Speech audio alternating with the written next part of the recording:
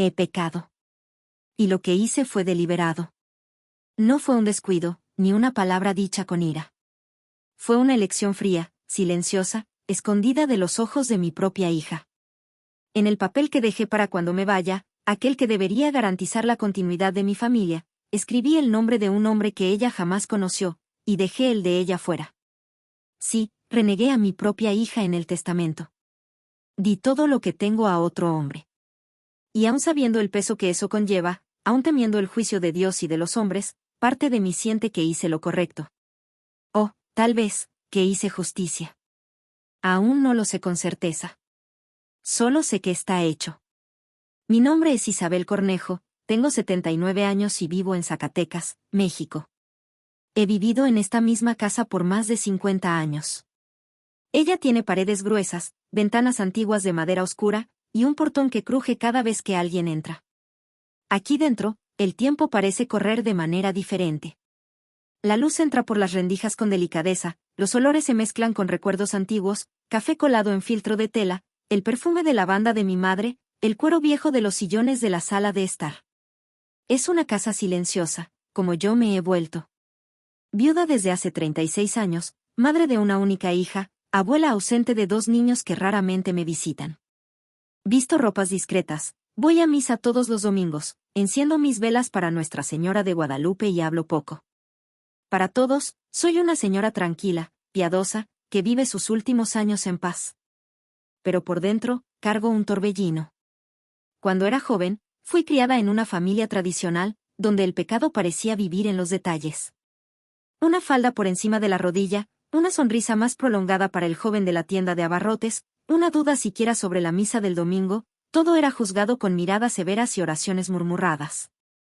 Crecí aprendiendo a silenciar deseos, a esconder pensamientos, a fingir que mi corazón latía solo por deber. Me casé con un hombre respetable, Joaquín Cornejo, ingeniero agrónomo, buen padre, buen proveedor. Tuvimos una hija, Renata. Y todo parecía seguir como mandaba el libro. Pero había un secreto. Un nombre. Un amor escondido entre misas y susurros. Su nombre era Ricardo Santibáñez. Conocí a Ricardo cuando él aún era seminarista, alrededor de mis 25 años. Yo ya estaba casada, madre de una niña pequeña. Él era un joven tranquilo, de ojos firmes y habla dulce, que ayudaba en las confesiones, cantaba en el coro de la iglesia y visitaba a los enfermos. La primera vez que hablamos, fue a la salida de la misa de las 7. Yo había olvidado mi rosario en el banco, y él lo encontró.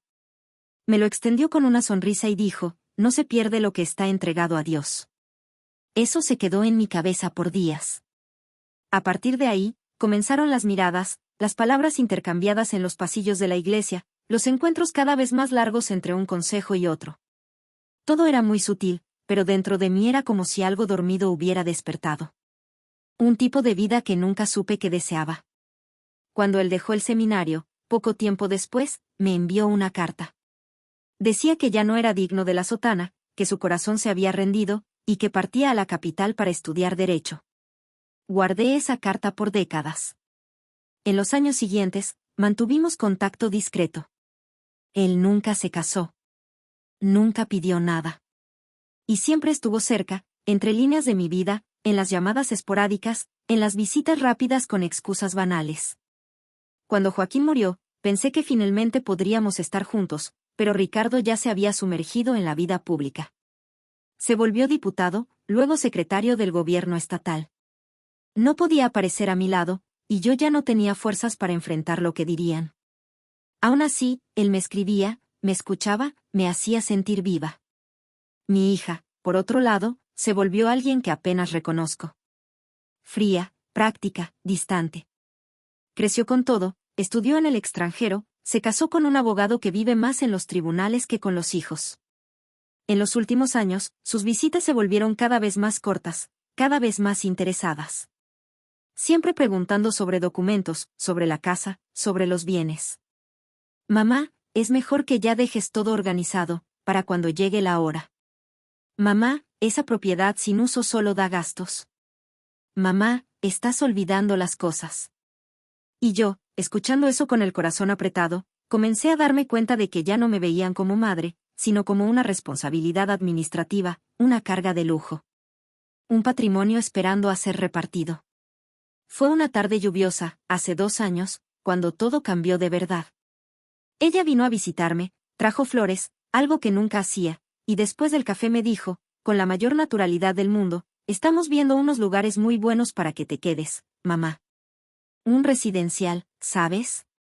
Con otros ancianos, cuidados médicos, seguridad. Te va a gustar. Yo solo sonreí.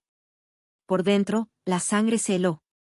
Esa casa, que era mi mundo, mi templo, mi último espacio de libertad, ahora era solo un bien por vender.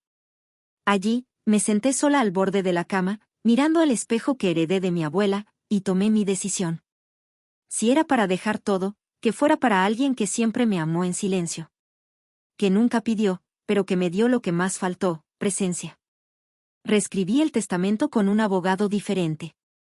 Un joven que no me conocía, discreto, profesional. Conté solo lo necesario. Dejé todas las propiedades, inversiones, terrenos y joyas para Ricardo Santibáñez.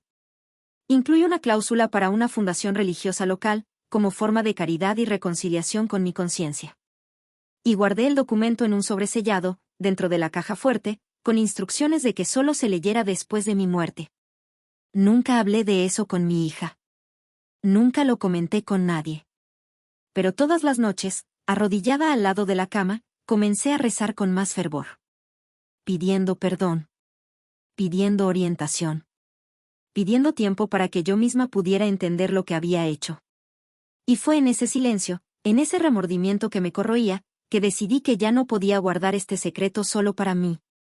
Había llegado el momento de confesar.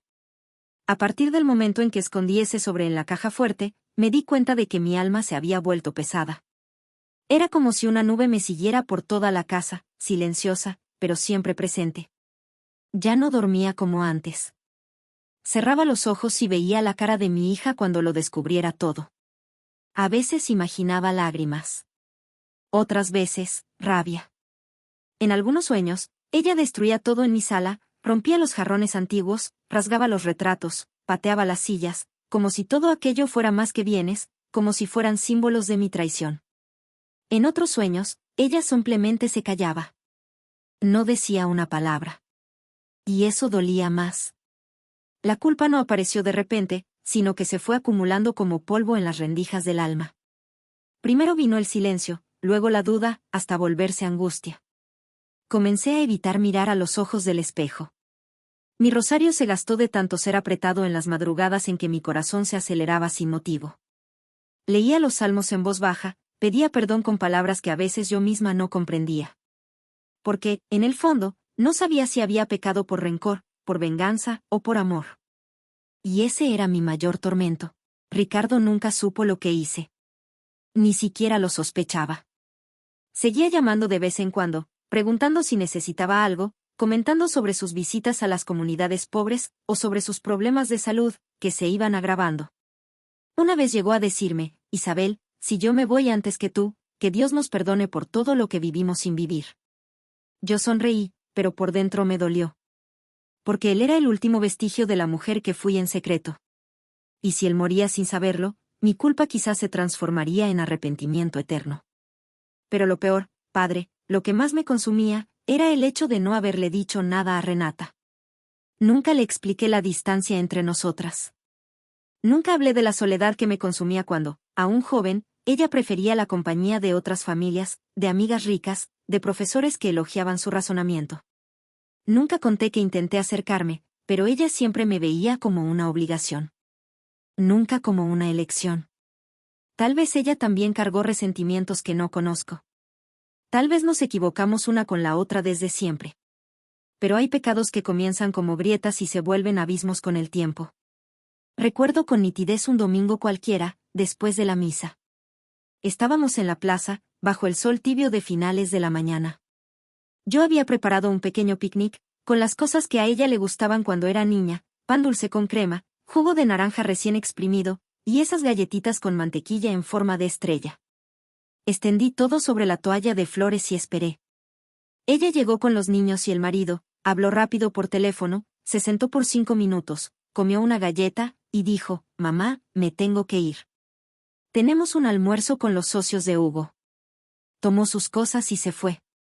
Ni siquiera me miró a los ojos.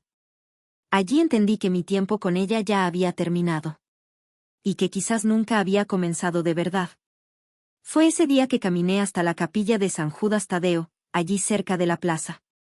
Me senté en el último banco. No lloré, ni recé. Solo me quedé allí, en silencio, observando el altar, los santos, las velas encendidas por manos que pedían gracias invisibles. Y sentí algo diferente. No era rabia, ni tristeza. Era un vacío absoluto. Como si mi alma se hubiera cansado de luchar sola. Fue allí que decidí, necesitaba confesar. Antes de la muerte. Antes de que el tiempo me silenciara.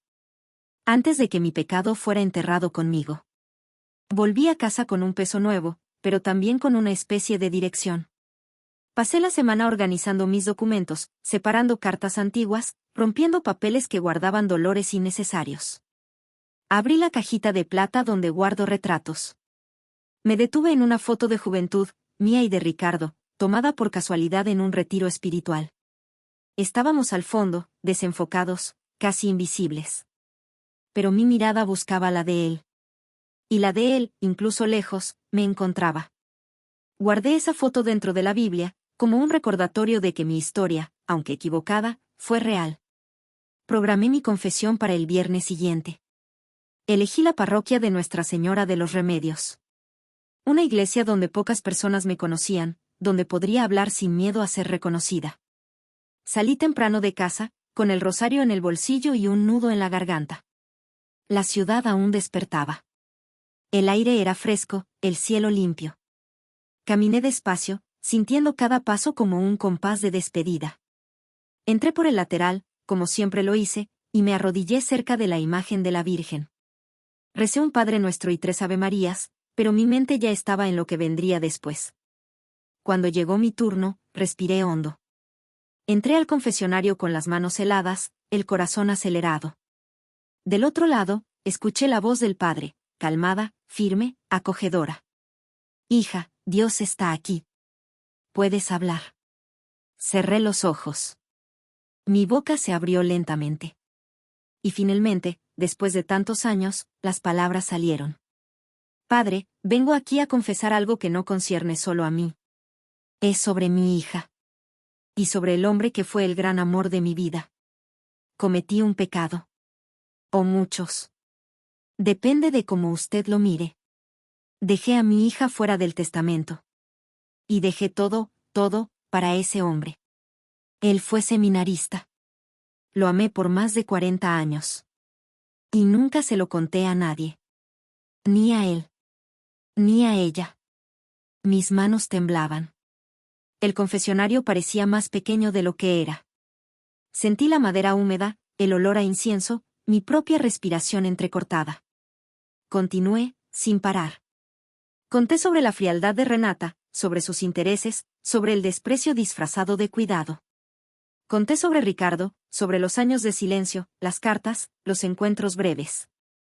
Conté sobre el testamento, la caja fuerte, la firma escondida. No me guardé nada. Abrí mi corazón con miedo, pero también con alivio.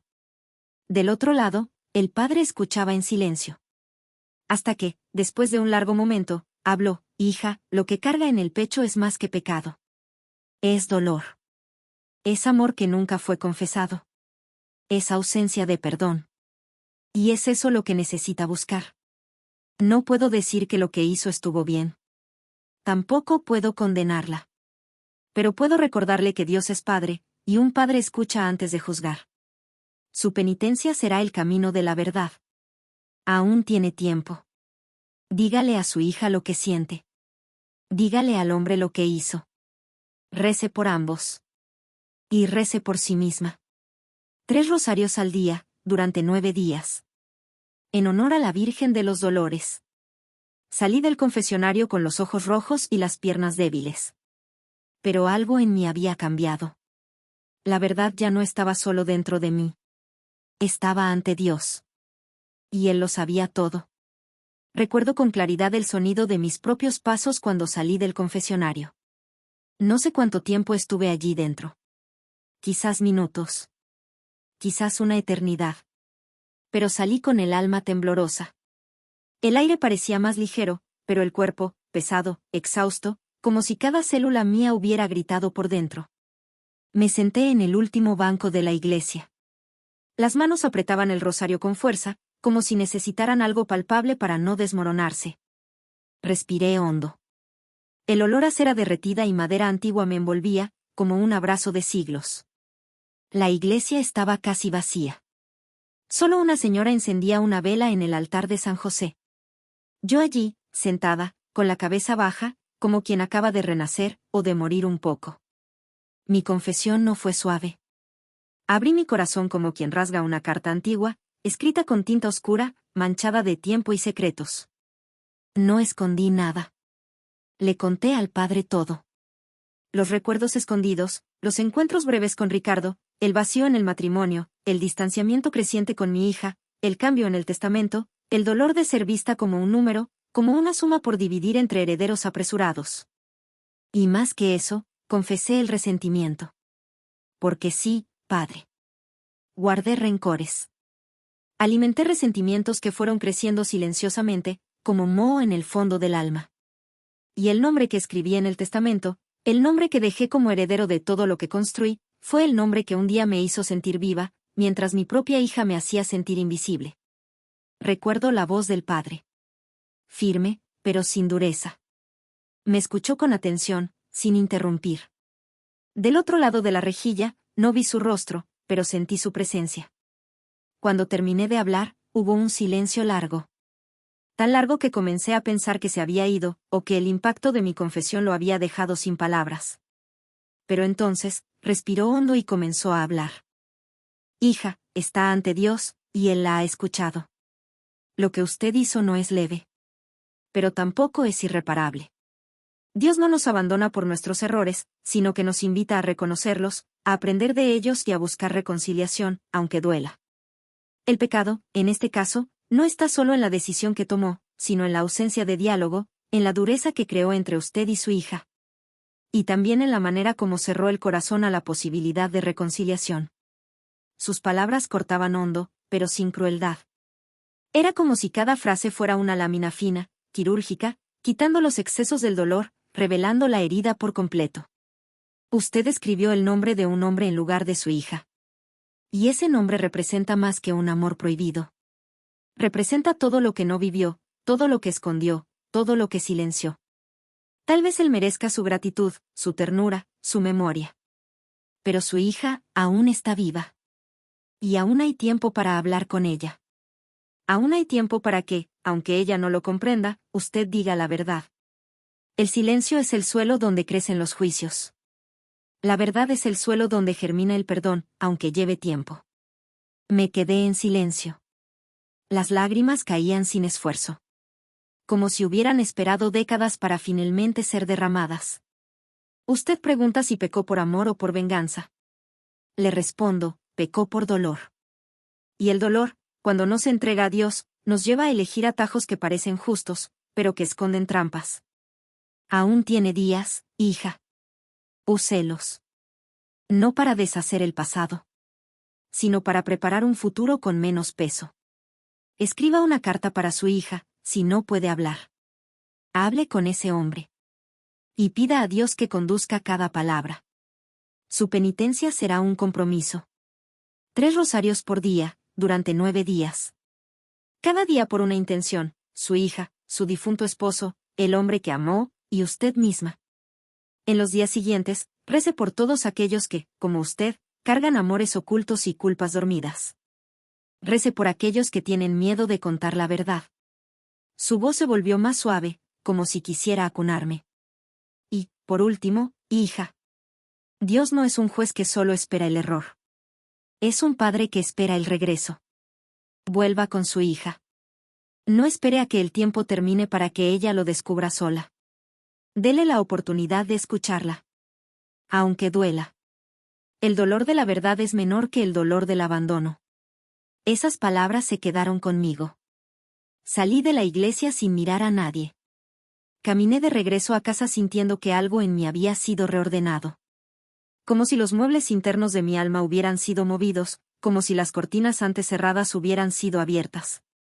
El sol ya se ponía, y el cielo anaranjado parecía recordarme que el tiempo seguía, que el fin se acercaba, y que aún había una última oportunidad de hacer lo correcto. En casa, preparé un té, me senté en el sillón de la sala y me quedé mirando la llama de la lámpara danzando suavemente. Pensé en Renata. Pensé en cuando era pequeña y me pedía que le contara historias antes de dormir. Tenía miedo a la oscuridad. Necesitaba que yo le sostuviera la mano. ¿Cuándo dejamos de tocarnos así? ¿Cuándo el silencio entre nosotras se volvió regla, y no excepción? Cerré los ojos. Pedí a Dios coraje. No solo para hablar, sino para aguantar lo que viniera después. El Padre me dio el mapa.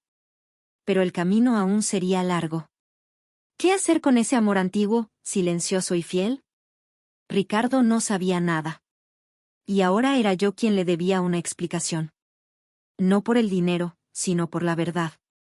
Por la historia que nunca tuvo un final claro. Y mi hija. Renata quizás no me perdonaría. Tal vez me odiaría para siempre.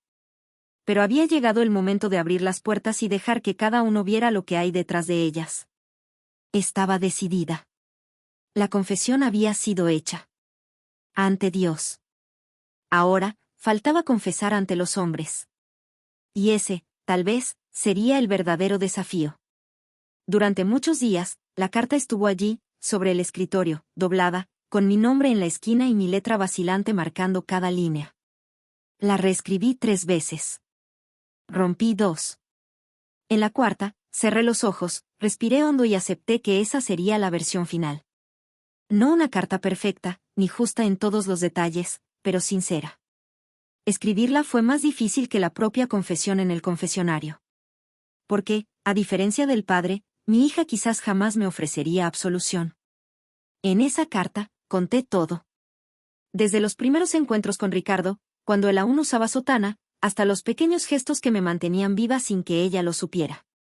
Conté del vacío que sentí a lo largo de los años, de los intentos frustrados de acercamiento, del dolor de ser tratada como una obligación administrativa. Y conté del testamento. Dejé claro que la decisión no fue hecha por rabia, sino por amor, no el amor que se espera de una madre, sino el amor que guardamos en silencio cuando nadie más escucha lo que el corazón necesita decir. Puse la carta en un sobre azul, del mismo tono del vestido que Renata usaba a los 6 años, cuando bailaba descalza en el patio. Entregué la carta a Hugo, mi yerno, el día de su visita. Le pedí que la leyera antes de dársela a ella. Él se quedó en silencio, solo asintió con una mirada de quien ya sabía que ese momento llegaría. 3 días después, Renata vino sola. Entró en la casa sin decir palabra. Se sentó en el mismo sillón en el que su padre solía acomodarse para leer el periódico. Sus ojos estaban hinchados. Sostenía la carta doblada en sus manos. Ninguna palabra fue dicha durante algunos minutos. Solo el sonido distante del reloj de pared marcaba el tiempo que, entre nosotras, parecía estirado por décadas. ¿Me odiabas tanto así?, finalmente preguntó. Mi garganta se cerró. No era rabia lo que había en ella, sino una tristeza casi infantil.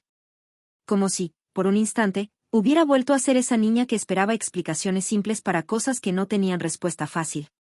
No, hija mía, respondí con la voz trémula. Te amé a mi manera.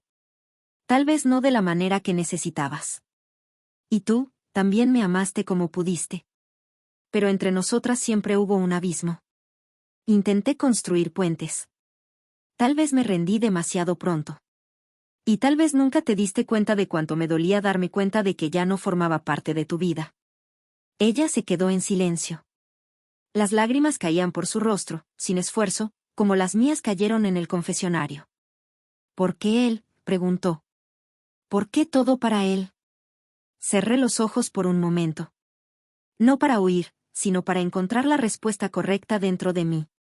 Porque él me vio cuando era invisible.